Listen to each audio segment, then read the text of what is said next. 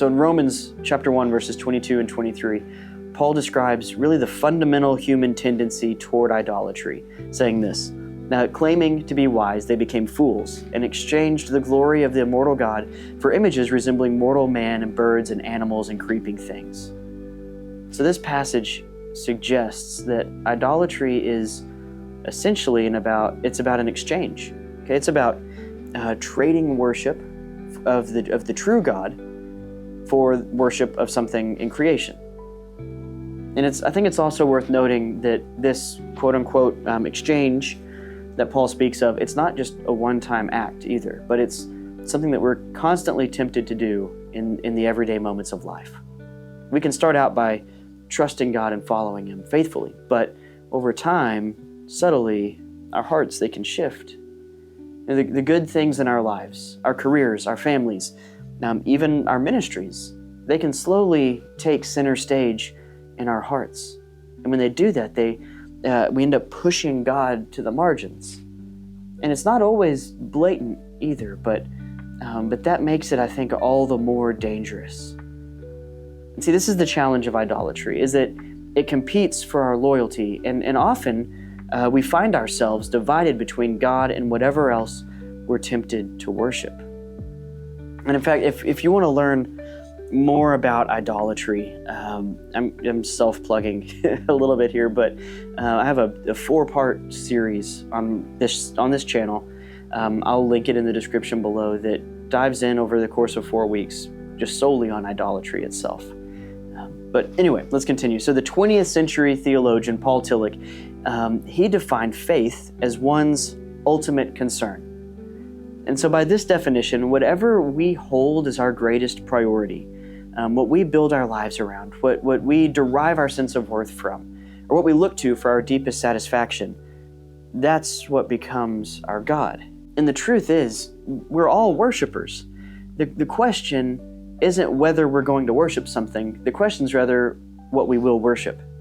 And so the first commandment, it challenges us to ensure that the true God, the God of the Bible, is our ultimate concern. So this commandment, it's not just about removing external idols, but it's about keeping our hearts fully centered, fully devoted to God. When God said in Exodus 20, verse 3, "You shall have no other gods before me," He wasn't just outlawing or prohibiting the worship of false gods like Baal or Asherah. He was demanding exclusive allegiance in every single area of our life. Everything we do, think, and desire happens in His presence, and nothing can rival His place in our hearts. That's what this command is saying. And so what does this mean for us today?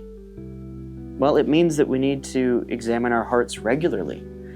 Right? We need to ask ourselves, what are we actually living for?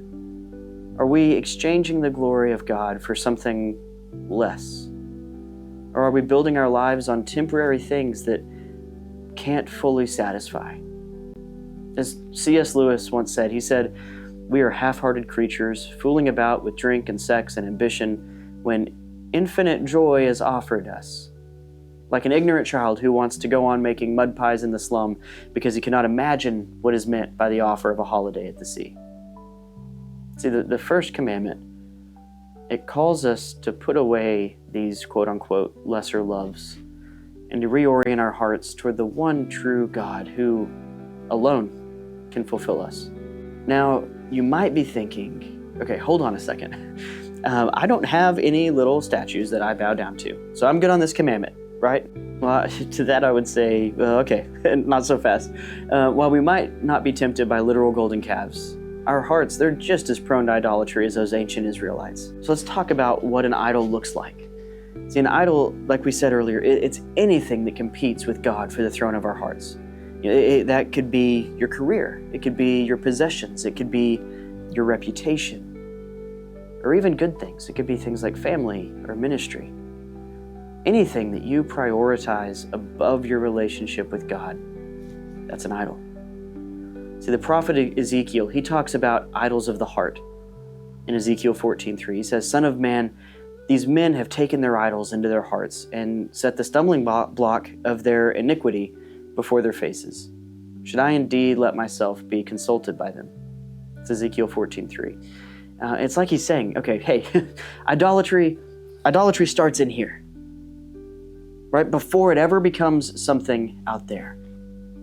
And then further, Paul in Colossians 3:5, he basically equates being greedy with idolatry. It's as if he's saying, if you want something more than you want God, then there's your idol. Now, why does God take this so seriously? It's because he's jealous? Is it just because he doesn't want us to do those things? Like, what? Why, right? There's this really powerful verse in Jeremiah chapter 2, verse 13, where God says this. He says, "For my people have committed two evils. They have forsaken me, the fountain of living waters, and hewed out cisterns for themselves, broken cisterns that can hold no water." Think about that for a second. God's saying he's like a fountain of fresh, living water. But instead of drinking from that, we're out here trying to dig our own wells, trying to find water elsewhere. But not only that, that the wells that we are digging on our own, they're cracked.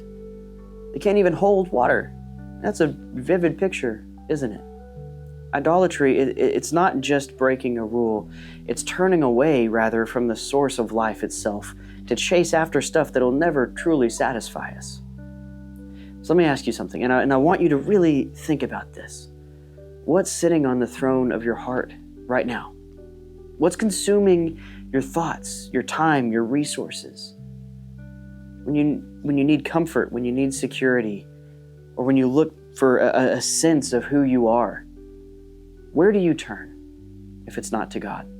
Because this commandment, it's calling for us to radically reorient our lives.